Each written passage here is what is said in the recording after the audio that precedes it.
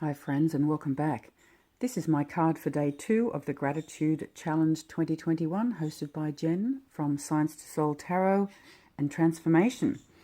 And as you can see, I am featuring the wheel from the Lightseers Tarot, fondly known as the Wheel of Fortune, if not the Wheel of Fate. So what are we talking about here? Well, something I love very much, and that is change. So the Wheel of Fortune can find us with changes in the circumstances of our lives very quickly, often very unexpectedly. Some people love it, some people don't. But this card is ruled by jolly Jupiter. So at the end of the day, to me, it is change that was fated to occur. And Jupiter wants only the best for you. So even if a shift occurs and you feel like the rug has been pulled from under your feet, always look towards the end of that tunnel because you'll see that light. I think often with the Wheel of Fortune, once we get to the other side, we realize just how appropriate those changes are, just how better off we are after moving through that big shift. So, yeah, it's like a sudden right-hand turn. You can find yourself all of a sudden earning more money. You've got a better job. You move into the house of your dreams, whatever it be. Like there can be a lot of really positive, optimistic occurrences occurring. I think it can pertain to synchronicity because, again, this is part of your line of fate. I think it encourages us to trust in the cyclical nature of life, which is a very big, important step forward. It can relate to regeneration. I think it can also remind us that life doesn't always turn out the way we planned. And that's a good lesson. So all in all, flow, movement, change,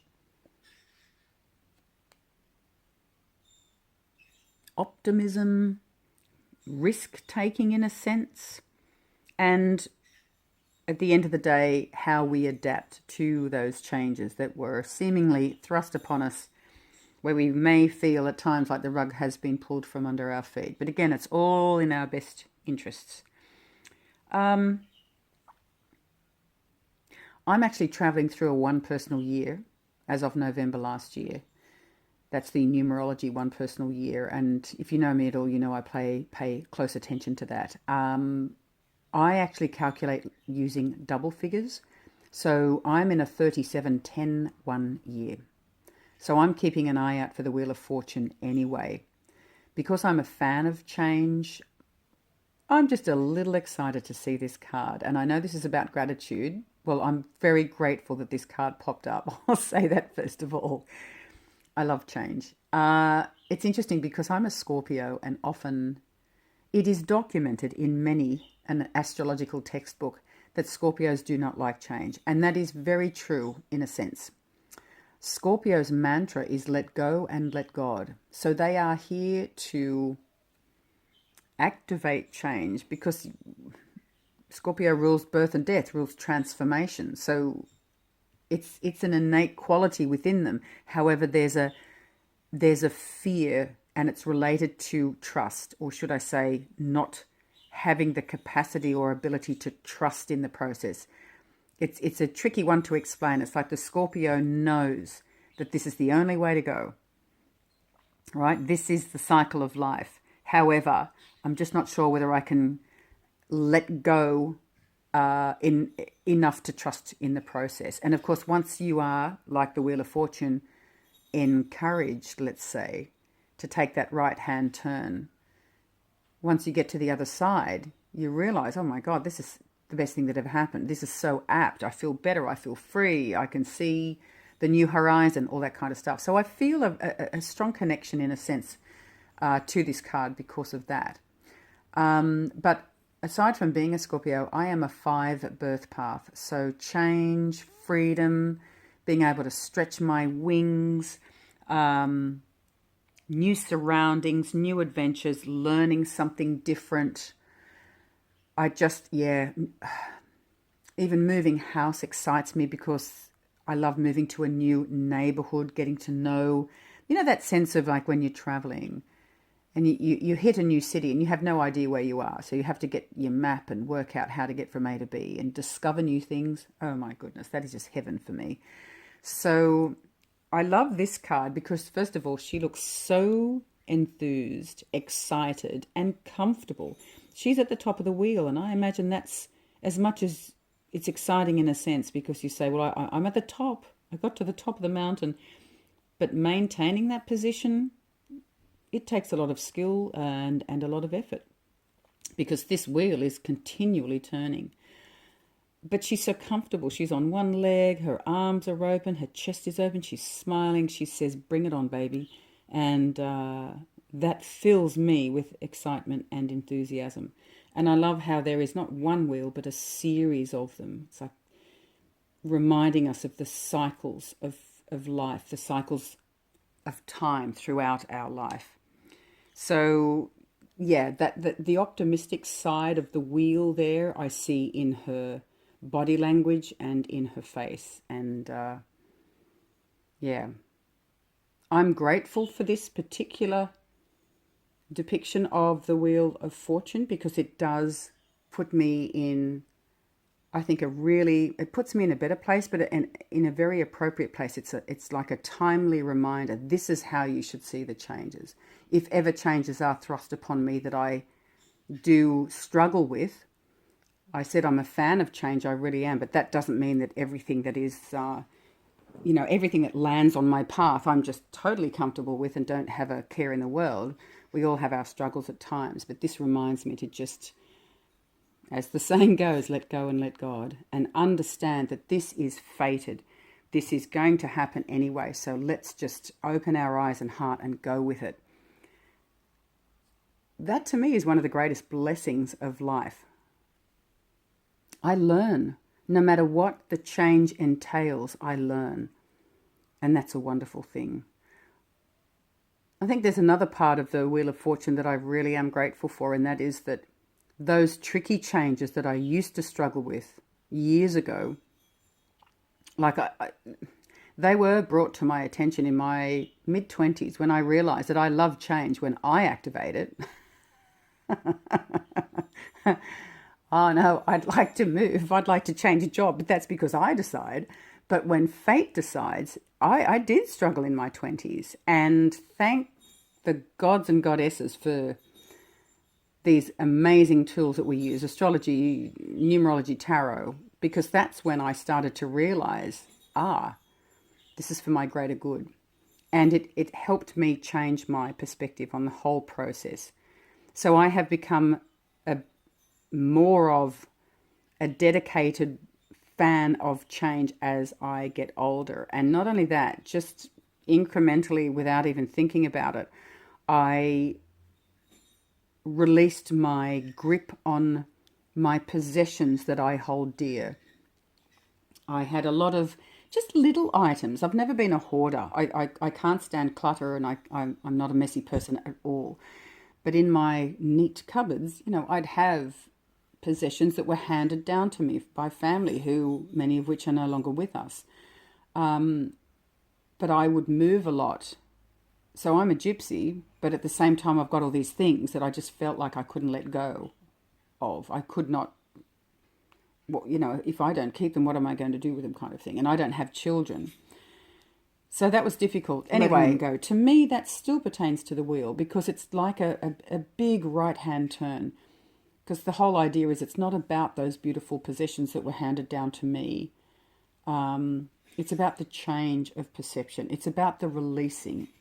It's about allowing yourself to, as I mentioned with the Scorpio, just trust in the process that those beautiful things, many of which came from Italy. So I'm sure you can understand why I wasn't ready to just let it all go, but those beautiful things will find another home if I am no longer able to accommodate them. Trust. So I see many connections to the Wheel of Fortune on a personal level. But if you boil it down to a word or two, it is the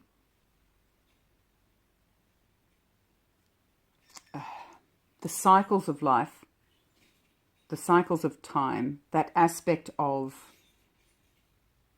flow and movement that prevents stagnation, that aspect of breakthrough in your, whether it be mentally or physically, but you have a sudden positive breakthrough, that aspect of synchronicity.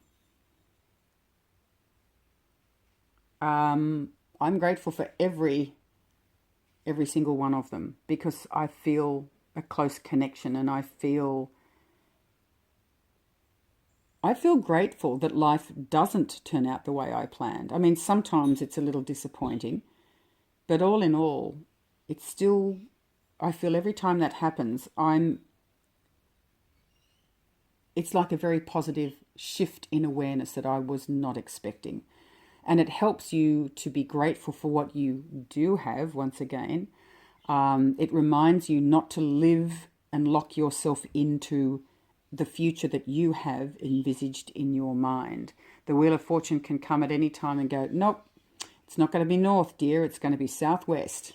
Bingo. And not until you open your eyes and look southwest do you even see the beauty that's before you. And so that wheel gives you that very polite prod when you need it. So there's so much I could say about the Wheel of Fortune. I'm grateful it came up for my card for day 2.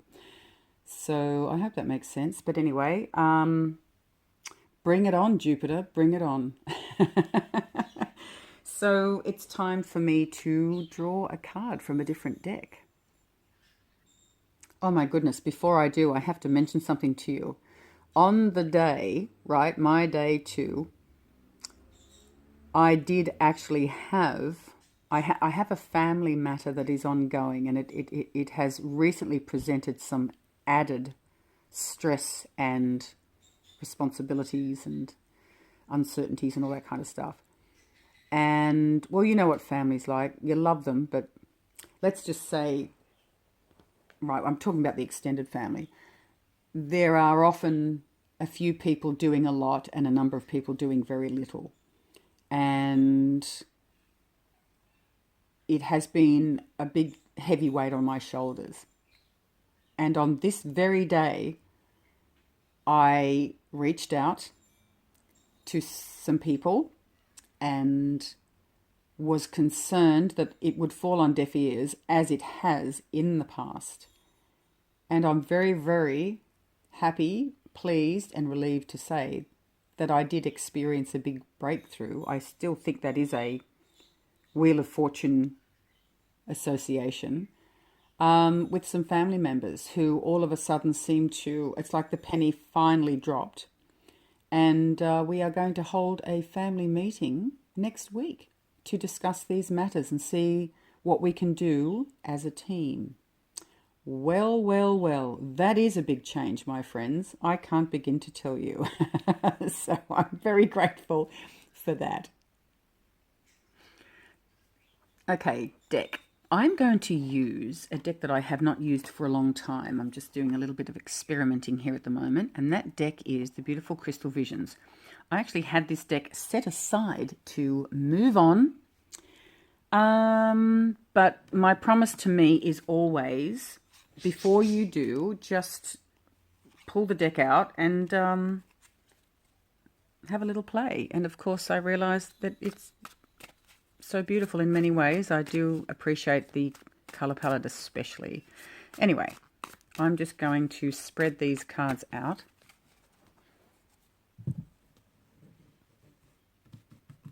It's just what I do, folks. I like fanning the cards and just hovering over them for a moment. So, okay, for my day 3, what am I looking at for my day 3?